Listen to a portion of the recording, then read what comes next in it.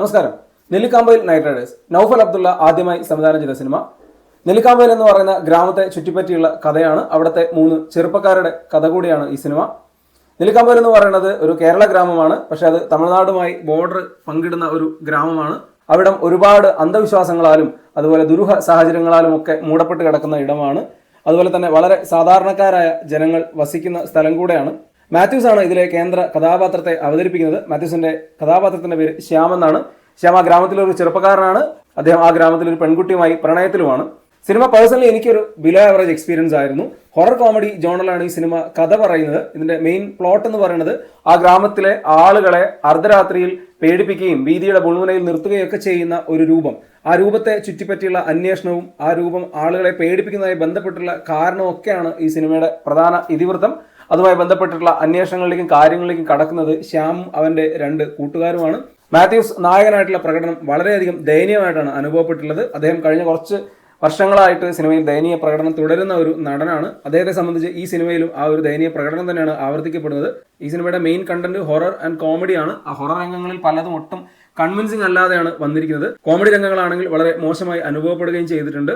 ഇതിലെല്ലാം മാത്യൂസിന്റെ പ്രകടനം വളരെ ദയനീയമായിരുന്നു. ആശ്വാസം എന്ന് തോന്നിയത് ശരത് സഭയുടെയും അബു സലീമിന്റെയും റോണി ഡേവിഡിന്റെ ഒക്കെ പെർഫോമൻസ് ആണ്. കുറച്ച് സസ്പെൻസ് എലമെന്റും കാര്യങ്ങളൊക്കെ ഈ സിനിമയിലുണ്ട്. അതൊക്കെ വളരെയധികം പ്രഡിക്റ്റബിൾ ആണ്. ഒരു സിംഗിൾ ഇവന്റിനെ മാത്രം ബേസ് ചെയ്ത് പോകുന്ന ഒരു സിനിമയാണ്. ആ ഗ്രാമത്തിലെ ആളുകൾ എന്തുകൊണ്ട് പേടിപ്പിക്കുന്നു, അല്ലെങ്കിൽ ആ ഗ്രാമത്തിലെ ആളുകളെ പേടിപ്പിക്കുന്നത് ആരാണ് എന്ന് പറയുന്ന ആ ഒരു എലമെന്റിനെ ബേസ് ചെയ്താണ് സിനിമ സ്റ്റാർട്ട് ടു എൻഡ് പോകുന്നത്. അതിന്റെ സബ്ട്രാക്ക് ആയിട്ട് വരുന്ന കാര്യങ്ങളൊക്കെ ഒട്ടും ഓക്കെ ആയിട്ട് ഫീൽ ചെയ്തില്ല. നായകനായ മാത്യൂസ് അവതരിപ്പിക്കുന്ന ശ്യാം എന്ന് പറയുന്ന കഥാപാത്രം വളരെയധികം പേടിയുള്ള ആളാണ്. കാരണം അദ്ദേഹത്തിന് ഇരുട്ടിനെ പേടിയാണ്. അതിന് പ്രത്യേകിച്ച് ഒരു കാരണവുമുണ്ട്. അദ്ദേഹത്തിന്റെ കുട്ടിക്കാലത്തുണ്ടായ ഒരു സംഭവമാണ്. ആ സംഭവത്തിന്റെ പിന്തുടർച്ച എന്ന പോലെ അദ്ദേഹത്തെ യക്ഷി പിന്തുടരുന്നുണ്ട്. ആ യക്ഷി ഇടയ്ക്കിടയ്ക്ക് സിനിമയിൽ കാണിക്കുന്നുണ്ട്. ഈ സിനിമയിലെ ഏറ്റവും മോശം രംഗങ്ങളായിട്ടാണ് അത് അനുഭവപ്പെട്ടിട്ടുള്ളത്. കാരണം ഇതിനകത്ത് യക്ഷി മാത്യൂസിന്റെ അടുത്ത് സമീപിക്കുന്നത് ചോറ് കൊടുത്തുകൊണ്ടാണ്. മാത്യൂസിന് ഇങ്ങനെ ചോറ് തീറ്റിക്കാനായിട്ട് കഷ്ടപ്പെടുന്ന ഒരു യക്ഷിയുടെ ഒരു സീനൊക്കെ ഉണ്ട്. വളരെയധികം മോശമായി അനുഭവപ്പെട്ടിട്ടുള്ള സീനാണത്. ടെക്നിക്കലി ആണെങ്കിലും കാര്യമായ പെർഫെക്ഷൻ ഒന്നും അവകാശപ്പെടാനില്ലാത്തൊരു സിനിമയായിട്ടാണ് തോന്നിയത്.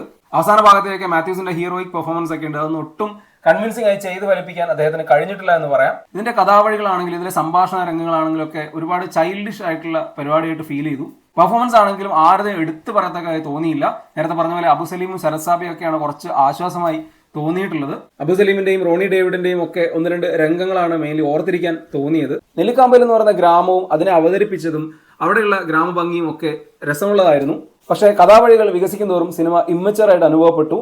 കാരണം കോമഡിക്ക് വേണ്ടി കുത്തിക്കയറ്റിയ രംഗങ്ങളും അതുപോലെ തന്നെ ഹൊറർ രംഗങ്ങളൊക്കെ ഭയങ്കരമായിട്ട് ആവർത്തന വിരസത അനുഭവപ്പെട്ടു. കാരണം ഹൊറർ രംഗങ്ങളാണെങ്കിലും നമ്മൾ വളരെയധികം കണ്ട് ശീലിച്ച തരത്തിലുള്ളതാണ്.